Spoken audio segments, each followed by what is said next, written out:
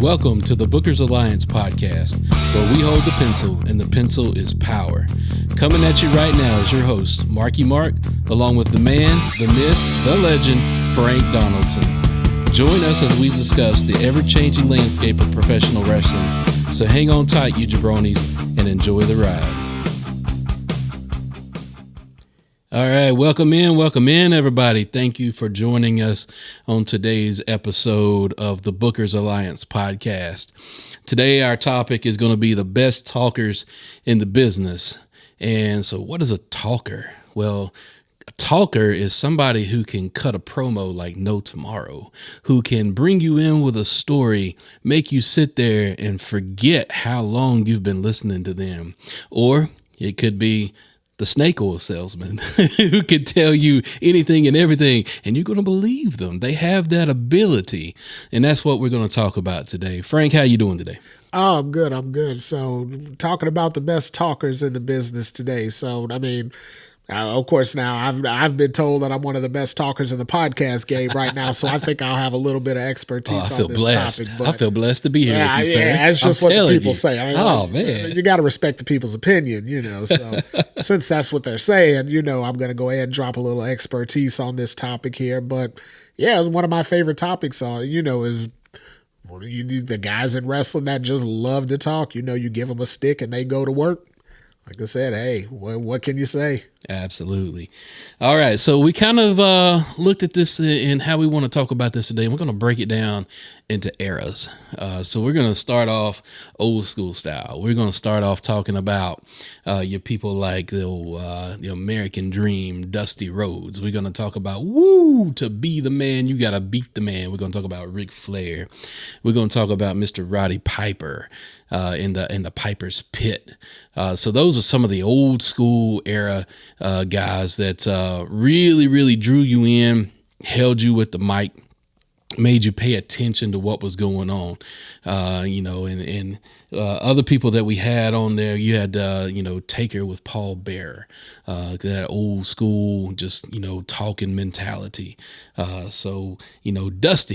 Dusty was one of the talkers, maybe considered one of the best talkers in the business. Frank, what you got on that? Well, so, first let's talk about eras. So the reason we're doing eras is kind of the same reason me personally, at least, always believes that you do eras in a conversation for greatest of all time. We're right now. So as we're recording, LeBron James just recently broke the all-time NBA scoring record. That he did. Everybody's saying now he's the GOAT. And I'm like, so my take on that is, now, don't get me wrong. In today's era, give it to him 100%. Yeah. I don't see another guy out there on the floor that can do the things LeBron does.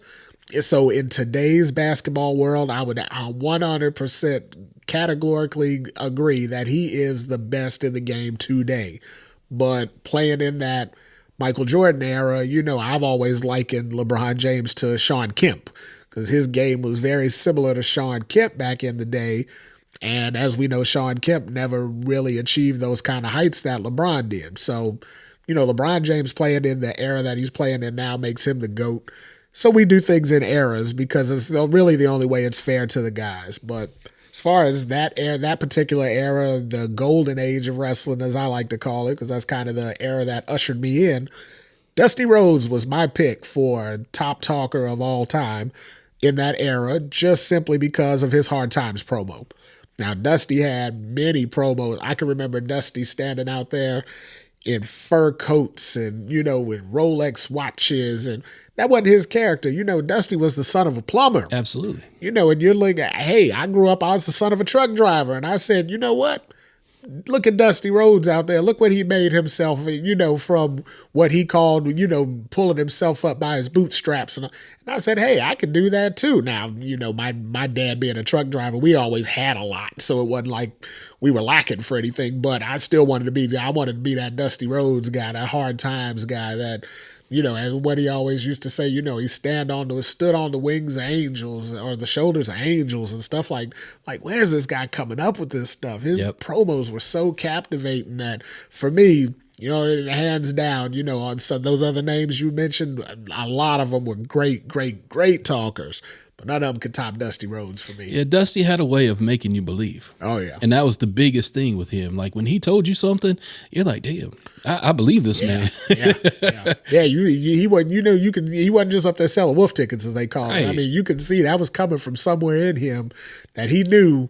When he said he was going to go out there and drop that bionic elbow on somebody, that they were going to take that bionic elbow. They were going down for the 1, 2, 3, and Absolutely. they did. Absolutely. And, as Bully Ray says, by the way, Busted Open, we'll share a little love over the Busted Open There you their go. podcast. We cite our sources. We don't have no problem saying, hey, we take from everybody, we share with everybody. Absolutely. So, Bully, if you're listening, man, we'd love to be a guest on, Busted Open maybe one day. And, hey, you could come be a guest on our podcast. There you go. Then you can hear some real talkers talking to you. There you go.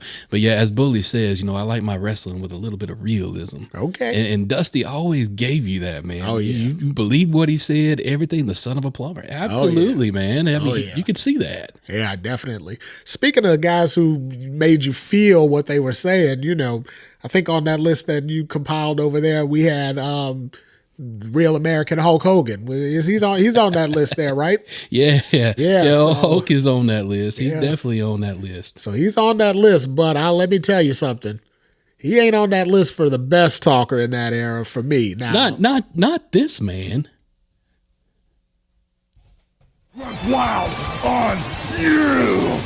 Not the Hogan. Yeah, so there you go. So don't get me wrong. As a kid, Hulk Hogan was my guy. He was my top guy. That was the guy that got me into the business. But as I got older and I would go back and listen to some of those promos, I'm like, he ain't really saying much right there, but but when he would start that rumbling, and those muscles would start flaring, and he would, let me tell you something, brother. You wanted to hear what he was telling you as a little guy.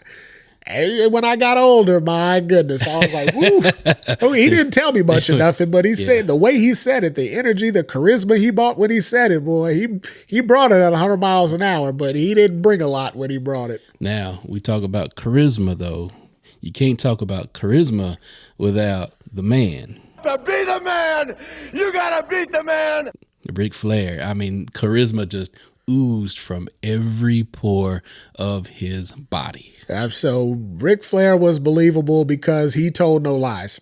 He told no lies. He said it on countless occasions. Other people have said it, but the Nature Boy Ric Flair was not a gimmick for him. That was just him. That man lived his gimmick more than any other wrestlers ever lived a gimmick in all of wrestling history. He's still living the gimmick. Ric Flair is 73 years old. He's still living the gimmick every day. There was no, I don't believe what this guy is saying, because you had to believe it. Yeah. When he said he was stepping off of private jets and stepping into limos, he wasn't just saying it. He was showing it. You saw that out of him. So yeah. When he said he was doing it, he was doing it. Yeah. Now, what about this man? I have come here to chew bubblegum and kick ass. And I'm all out of bubblegum. What about that man? I hope all you listeners out there know who that is. Rowdy Roddy Piper. Rowdy Piper. So Rowdy Roddy, for those of you who aren't all familiar with his backstory, Roddy did a lot of announcing and a lot of hosting of talk shows early on in his wrestling career, simply because he was such a good talker. Roddy was getting people over before we knew what getting over meant. He was able to get himself over with them. Now, one thing about Roddy, he didn't leave himself behind. When he got you over, he was taking himself with you. Right. A la the coconut across Jimmy Snuka's head. That got Jimmy over as the sympathetic babyface, but everybody walked away remembering that was a Roddy Piper segment. Dude, whenever I saw that segment, I was like, if I ever see that man coming at me with a coconut, I'm running. And that's probably the most memorable segment he had throughout. Yep. But that's not the segment I remember most of them. I remember when Adrian Adonis had the flower shop and they were competing. They had the Piper's Pit right next to the flower shop. Wow. Yeah. Oh, yeah. There's a little history lesson for you there, buddies. Oh, yeah. So they had them right next to each other and they were dueling, and Adrian Adonis came across the stage and cracked Roddy Piper with a crutch that he had. And they beat Roddy down, took his leg out, wiped lipstick all over his face, cracked him in the head with a flower pot, sent Roddy away for a while. Well, Roddy came back as a good guy, and that was the first time anybody in the WWF had saw Roddy Piper as a good guy. So, I mean, you know, then he was able to start cutting babyface promos. So now you take a guy who was epically known for his heel persona cutting babyface promo. I mean, you know, that everybody loved the guy. Then he left to go do movies on us. So Yeah. not exactly the best wrestling career move for Roddy, but he wanted to do Hollywood. So, hey, you can't be mad at the guy for trying. But yeah, you know, just the roller coaster that he would take you on of emotions. You know, he'd talk real quiet to you. Then all of a sudden he'd go crazy and he was shaking and hands were flailing. And my goodness. Now, to go back to the other end of the spectrum, another name that we mentioned was the Ultimate Warrior. The Ultimate Warrior. So when he got to talking, you never knew what that man was going to say. No, I mean, I can remember the Ultimate Warrior taking me on spaceships and we were going to parts unknown. And just so many different unintelligible words that had they had no meaning to them at all. Yeah. They were just blah, blah, blah, blah, blah, blah, blah, rawr. But as a little guy, you know, Warrior came out in the late 80s. I was 10. As a little guy, you know, when he came out there and he started shaking them ropes and he pumping those muscles, he could say whatever he was saying. I was sitting right there with him. I was snarling and growling and pumping my little 10-year-old muscles too. I'm like, man, that guy got energy. Yep. That guy had charisma. We didn't know what charisma was back then, but that guy had a lot of it. He was dripping in it. It didn't make any sense, but it was charismatic. You had to give him that. All right, so that's kind of the old school era or the golden age, as Frank put it there. So let's venture on and go up the timeline here into Attitude, WCW, ECW. Let's take a minute into that. So Frank, what do you call this era? Yeah, so for me, this would be this is that 18 to 25 demo era for me, because that's kind of the age I was in. Late 90s, early 2000s. I mean, let's be honest, that was the height of professional wrestling's popularity. And the ratings system that they used to use then was off the charts. I mean, they were in astronomical numbers for what they're doing now, you know, 4.0s, 5.0s, and things like that, for whatever all that means. I know now they do a 1.0 and they have, you know, everybody's popping champagne in the back. Like, you know, it's an amazing feat. Whatever, but I mean, that for me was the most electric time of wrestling, and the best talker that I had rated for that was the most electrifying man in sports entertainment. Absolutely, absolutely. And that is none other than The Rock. If you're some man, what The Rock is cooking. There we go. The man, The Rock there. So The Rock was must-see TV. Anytime he come across your screen, you could not look away. You had to see, number one, you had to see what the man was wearing, because he was definitely one of the most stylish individuals to pop up on your screen. Oh, yeah. Whether it be, you know, the $1,000 silk shirt or the gold rimmed sunglasses he was wearing or the alligator shoes. Can't forget the alligator shoes he had on there. So first off, he just made you pay attention in what he was wearing, the fashion sense. But then that truly was a man who had the gift of gab. Oh my goodness! I mean, that's putting it lightly for that guy. I mean, Rock could talk you into a building, he could talk you out of a building, he could talk you upside the wall, downside the wall, all around the building. Before you even knew what happened, Rock could talk you into a circle. That man could. I mean, and nobody could hold a candle to him in that era.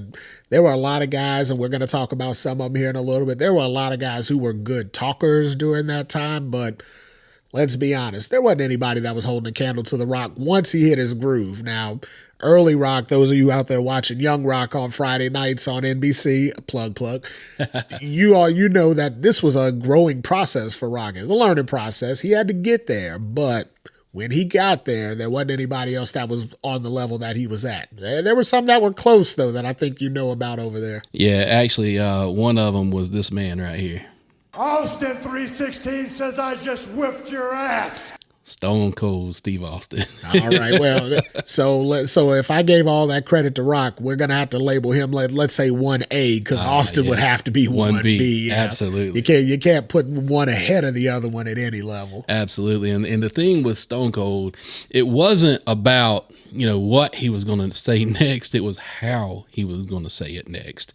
It was, whether it be the Austin 316 promo or whether it be the DTA, don't trust anybody, or whether it just be simply going out there and engaging the fans in chants. There you go. I mean, that's still with us to this day. So, day. That still, that still rings in the arenas daily, 20 some years later. But if nothing else, one thing Stone Cold did for the people that he was representing, the working class, common America man, kind of like Dusty Rhodes, right, is Austin gave you that feeling of, this is what I want to say to authority when authority's coming down on me. You wanted to be able to fight back and say the things that Stone Cold Steve Austin was saying to his boss. A lot of times you wanted to say that to your boss. You mean this man? You're fired. That's the guy right there. If he told Stone Cold Steve Austin he was fired, he would have got 2 birds in his face and 3 Steve Weisers poured down his gullet by the end of the night as he took the sloppiest, worst looking Stone Cold Stunner. The worst. Oh my goodness. So whereas The Rock always took the best ones. Rock was the epitome of flip flop and fly. When he took a Stone Cold Stunner, that man hit every rope on the ring, on the apron.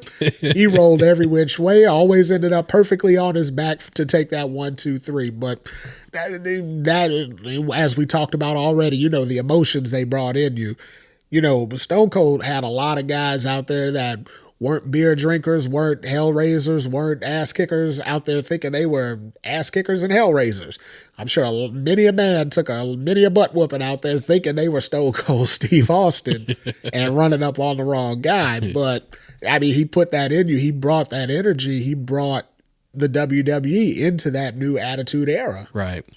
So this era was kind of broad as far as my list. Oh my goodness, you guys! So we're gonna need comments on this one because this man ranged from like the majority of my life here. But okay, so yeah, give us what you call the Attitude Era. So we had people like Triple H on here. We had CM Punk. You had Jericho, Edge, the NWO, Sting, Tommy Dreamer, Raven, Brian Pillman, Randy Orton.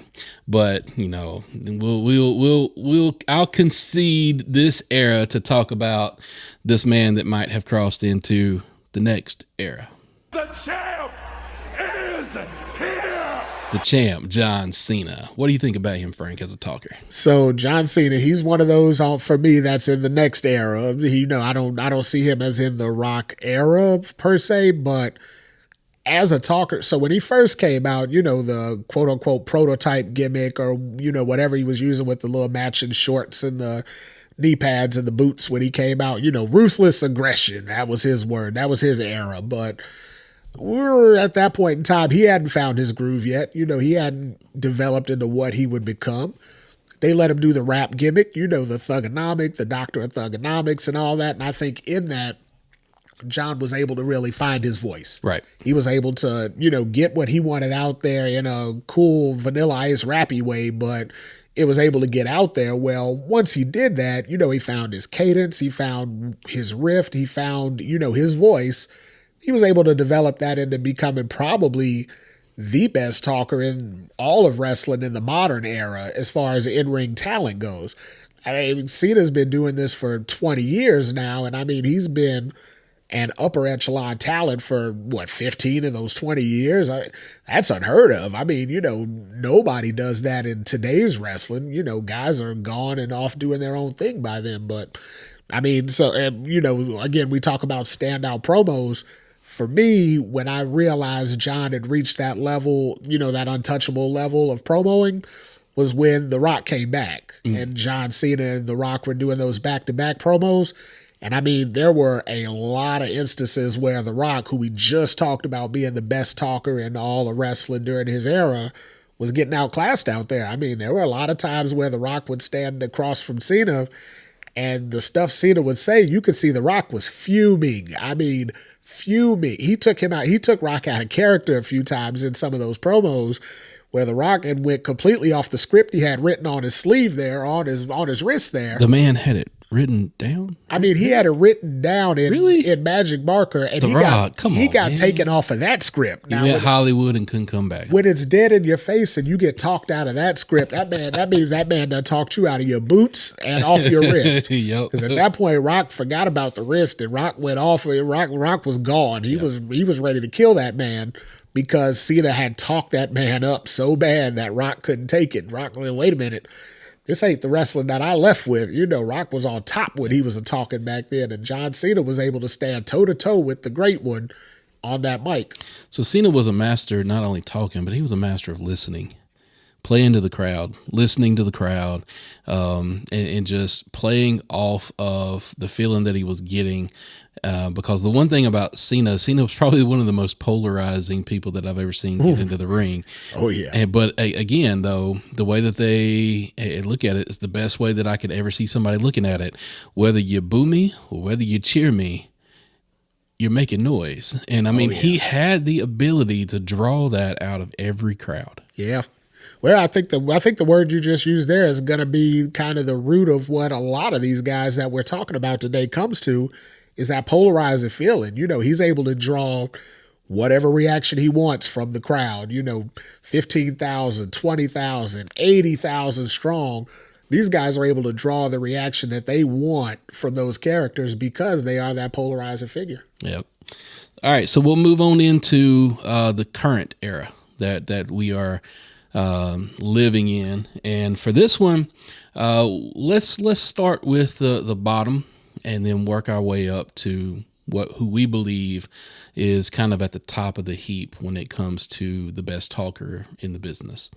So we're going to give AEW some love. You got MJF over there in AEW, and you got Max Caster over there in AEW.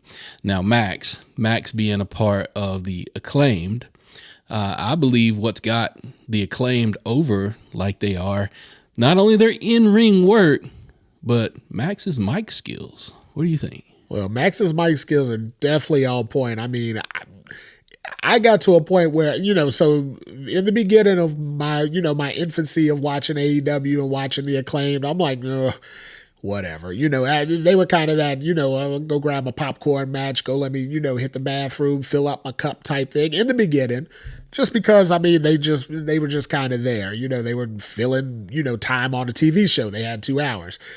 As Max kind of grew into his, his rap gimmick and all that, and, maybe that's what it is, it definitely didn't hurt when he came out and said they were part of the, what were they, I can't remember the little group that they called themselves now, but, when they got in the little group, that was kind of interesting, and, the whole, like, Max's rap and then following with the whole Scissor Me Daddy thing. I mean, my God. You want to talk about lightning in a bottle. I mean, those guys, they found it, they caught it, and they held on to it. And, I mean, they're amazing because of it now. It's what they worked themselves into, by just doing that little gimmick and then actually him being good at it. I mean, they got themselves over in a area where they may not have gotten over. Absolutely. Somebody else we just mentioned, MJF, Maxwell Jacob Freeman. So we can't leave him out. I mean, I talked a lot about the Max Caster because that's where but there was no way we were going to leave MJF out in this part of the conversation because his talk and his promo abilities at, what is he, 26? Yeah. Have we ever seen anybody doing these things to this level at 26? Not at that age. No. I mean, he's got a mastery of crowd control that nobody achieves at this type of age. It's insane how he could go out there and just make nuclear heat from not saying much. When he first started, he wasn't laying out these epic promos. He was just a heat magnet. Yeah. I mean, everything. He'd say, "Oh, I got my Argyle sweater and my Burberry scarf," and boo, they just hated him. Now, don't get me wrong, he's got that face. He's got a look about him that says, upper class, rich, As he preppy says, kid. I'm better than you. And Yeah, you know exactly. it. He has a look like that. Right. So, he's not hard to dislike just from look alone. But I mean, he could have just rested on that, rest on your laurels, as they say. He could have just rested on, yeah, people don't like me because I look like an asshole, but instead of doing that, he compounded that with, well, let me tell you why I'm that asshole. Yeah. And walked and talked his way into main event status on AEW and being all over the WWE's radar. I mean, just strictly off his mic skills. Two things about MJF. First thing is his ability to pivot in a conversation. And he can pivot, and what I mean by that is he can come out there and have in his head what he's going to talk about. But if he hears the crowd going a certain way, he'll just pivot and focus on the crowd and just draw that heat. Yeah. He ad-libs better than most people across the business. Right. So, and the second thing about MJF, the old saying, you don't know a man's life and history until you walk a mile in his shoes. Well, he's walking a mile in two people's shoes right now, in my opinion. He's got Piper's shoe on the left foot and Flair's shoe on the right foot. So, yeah, those are definitely the combination of characters that he's compiled into his day-to-day. And, I don't remember when he first started in AEW, in his infancy in the company. Everybody looked at him, Jericho ripoff, Miz ripoff, Cody Rhodes ripoff. I mean, to a certain extent, and it been basically just strictly on his look. He had that preppy look, he had the suits, he had the nice clothes. And although we've seen that gimmick, all the way down the line, the $1 Million Man for JBL, that gimmick's been done to death. But Max isn't doing that gimmick. He's not doing the, I'm just a rich kid, blah, blah, blah. Yeah, he says it, but that's not really his gimmick. No. His story, the promo he gives isn't just, I'll buy you and sell you in a few minutes. He did that kind of with Wardlow for a little bit, but even that, you didn't fall into the old $1 Million Man gimmick. He found his way into making that gimmick his own and creating a new niche for it. And and he did it flawlessly. Absolutely. Some others that we've got in this list for the current era, Cody Rhodes, Sami Zayn, Kevin Owens is who we've kind of got in this list. Cody is following in his old man's footsteps when it comes to promo, being a talker. He lives on that edge of realism. You usually can't go through a Cody promo without seeing some tears being shed, but that's because he wears his heart on his sleeve, and there's realism in what that man's talking about. With KO and Sammy, you've got the best wrestlers coming, some of the best wrestlers coming off the indie scene and just making a heyday and making the best of what they've got going on in the WWE. Yeah, no, I definitely agree with that there. Especially Sammy right now. I mean, let's get into that here for a second. 2 years ago, Sammy, he was a guy. He was probably what people would call a utility player. I mean, at that point, he filled a lot of gaps. You need somebody who can go out there and put on a pretty decent match. You need somebody who can get some heat. He's also got one of those dislikable looks. He just the look of him alone. You can look at him and I just don't like that guy. So he kind of got that cheap heat, I guess you would call it. He'd bring that, put over whoever needed to be put over. That was kind of his role. But when he got in this bloodline, by no way, shape, or form do I think anybody thought him joining up with the bloodline would turn into what it's turning into now. Absolutely. I mean, this story is compelling. It has taken over the wrestling scene right now. It's the only thing people are talking about as far as wrestling fans are going. Everything right now is what Sami Zayn is doing in this bloodline angle. Yeah.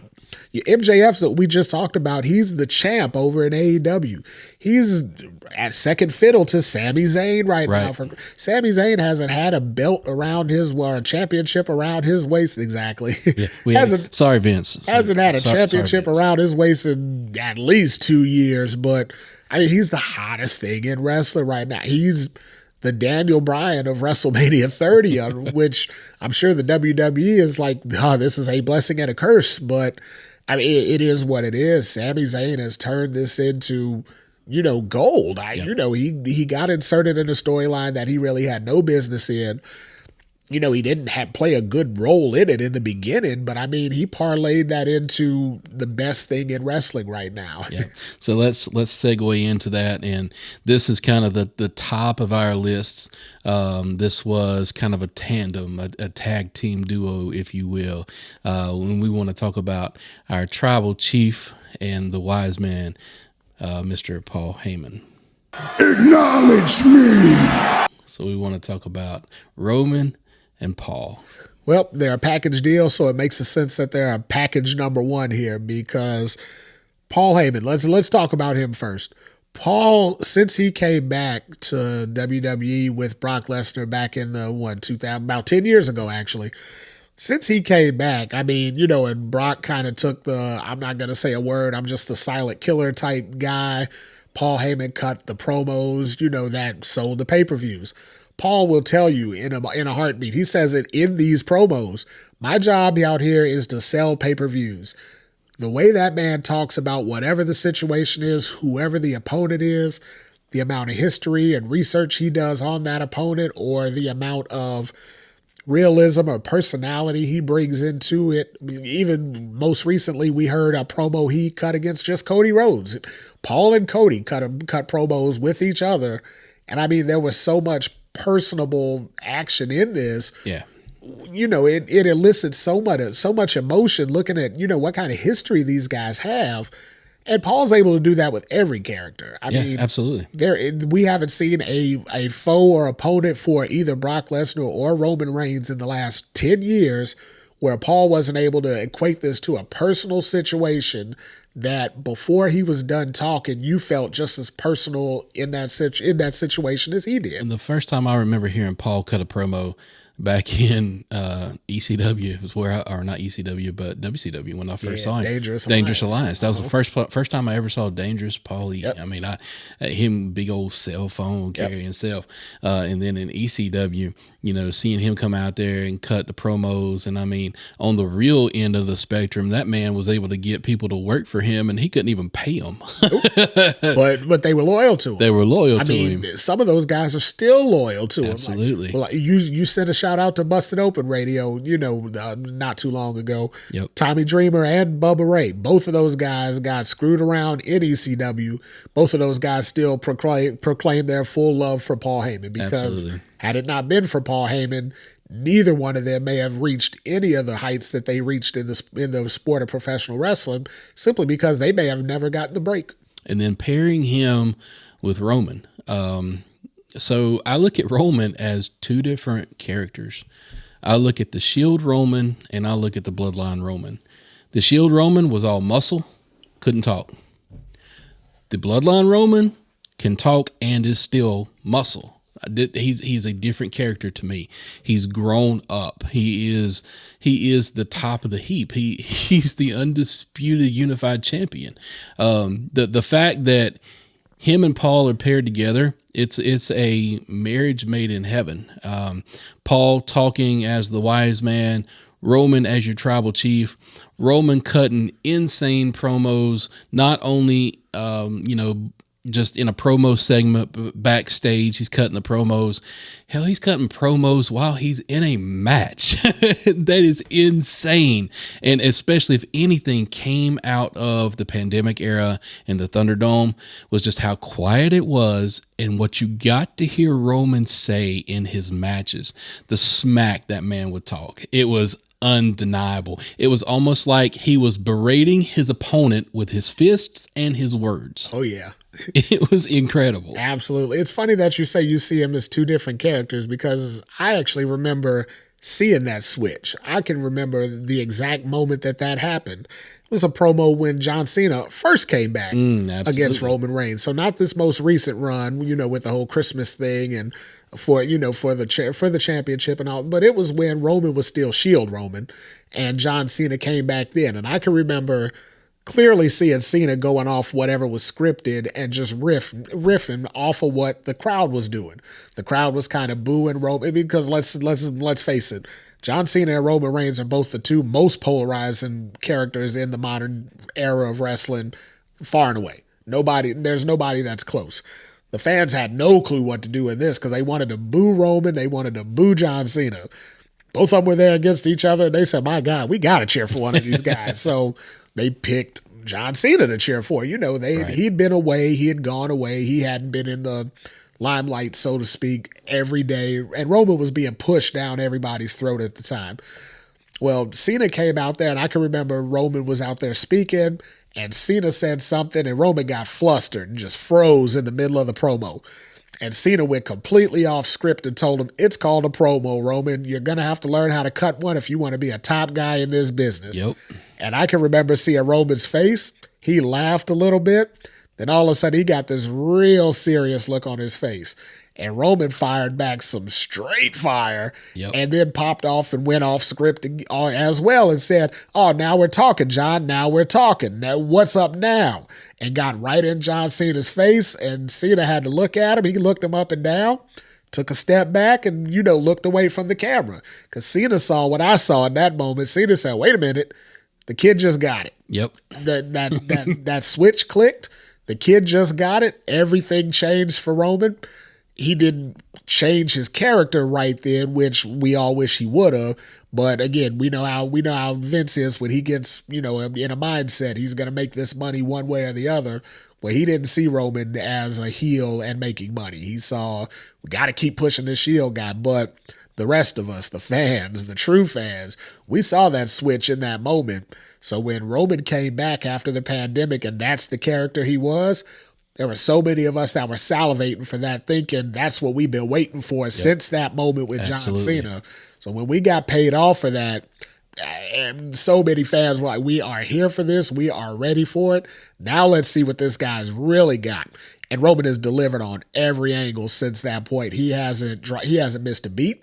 He hasn't skipped. He's there for everything he needs to do, and he brings it every single time he hits that microphone. Albeit what he's doing in the ring. We're just talking promos now. Roman hasn't stumbled in a promo.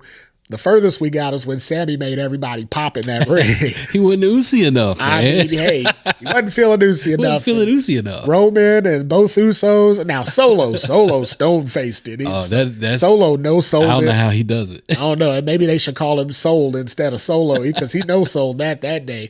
But everybody else in that ring popped. Kind of like it's like my job here is to pop you all day. This is what we're here for. I'm here to pop my co-host, here to pop you guys on, at any given time. But other than that, even in that, Roman lived in that. He pushed through that and still got his point across to be the guy that you don't want to like, but have to like. You have to respect him. But I mean, for me, that's what makes him the top talker in the actual in-ring game today. Yeah, I mean, the fact that just looking at two things, and we've said both things in previous episodes. The first thing in the archives, in the archives, absolutely, and you can find those on your favorite anywhere you get your podcasting platforms. Absolutely. But when you look at the Royal Rumble, the fact that a 15-minute segment, a promo segment, is actually what main evented the Royal Rumble. Yep. Never seen that before in my life. Nope. That was just unprecedented. And then, of course, we've said it before. We'll say it again. The body of work that they're doing right now as the Bloodline story, and then also cannot dismiss what we just saw Monday night between Paul and Cody. I kind of lumped that into the story. Yep. Just that body of work is Emmy-winning television. Yeah. It is one of the most compelling bits of television I have ever sit and watched in pro wrestling. Just from my years as a wee lad watching all the way to now, just amazing body of work. Oh yeah. There's been in the years, like you said, in all the years that we've been watching, there's been epic storylines before, but there hasn't been anything that's gone this deep into it. I mean, we're 3 years into this thing now, and it's still picking up steam. Yep. I mean, the whole Sammy wrinkle is just a whole new aspect of it. Now bringing in Cody, we're pushing into unknown territory as far as this goes, as far as storytelling goes in the WWE at this point. So, I mean, it's to the point now where, this will be talked about long past these guys' career. They'll be far and away out of the business, and this storyline will still be talked about as one of the most epic storylines given. All right, ladies and gentlemen. So we talked about these talkers throughout the eras of professional wrestling as we see it. So, hey, if you feel like that we missed somebody, or you feel like that we should have gave somebody else more time on our discussion, please feel free to hit us up on social media, Facebook, YouTube, Instagram, Twitter. Hit us up, drop us a line, let us know who you thought might be the best talker in a certain era. Absolutely, and we're going to be coming back at you soon. So, in the words of one of the current talkers in the business, LA Knight, let me talk at you. All right, we bid you adieu. Peace. Today's podcast was produced by SBP. You can find our podcast on all major podcast platforms. Also connect with us on our social media accounts. Search for The Bookers Alliance on Facebook, Twitter, and Instagram.